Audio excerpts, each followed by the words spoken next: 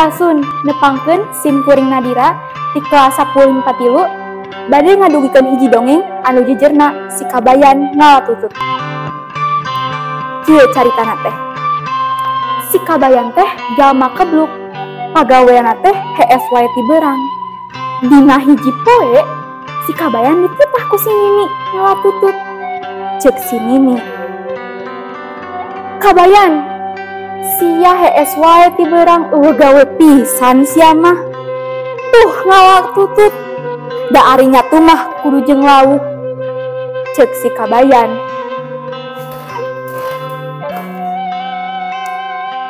"Kamana atuh ngalana?" Ceuk si Nini. "Naha kamana? Tuh ka sawah ranca. Nu loba manunggeus meunang sawah nunggeus meunang ngagaru gerajuk."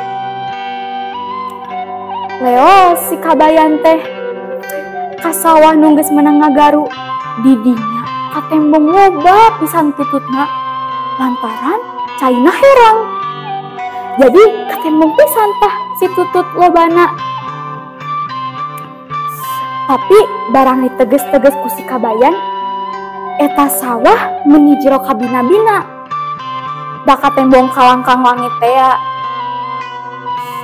Ceuk kabayan.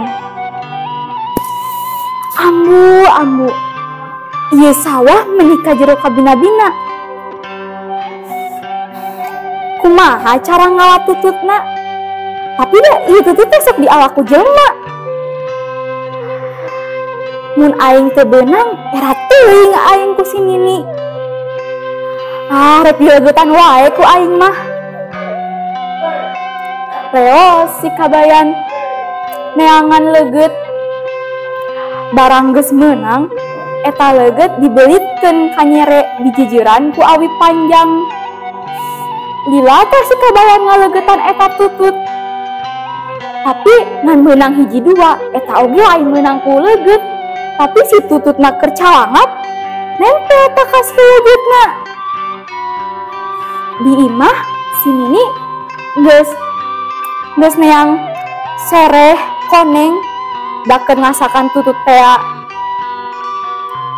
Tapi nah si kabayan teh lila diteang lah ku si Nini. Di tempo-tempo eta kabayan keur ngalegetan tutut. Ceuk si Nini, ke kabayan maneh ngalatutut dilegetan. Ceuk sini, ceuk kabayan. Atuh darek kumaha deui, tingali tuh sawahna meuni jero kabina-bina, sieun ti kajebur. Atuh ngadenge kitu si Nini ambek tah, disuntrukeun we si kabayan. Geuning deui etnya. Sakitu wae nu dipikahatur. Hatur nuhun. Assalamualaikum warahmatullahi wabarakatuh.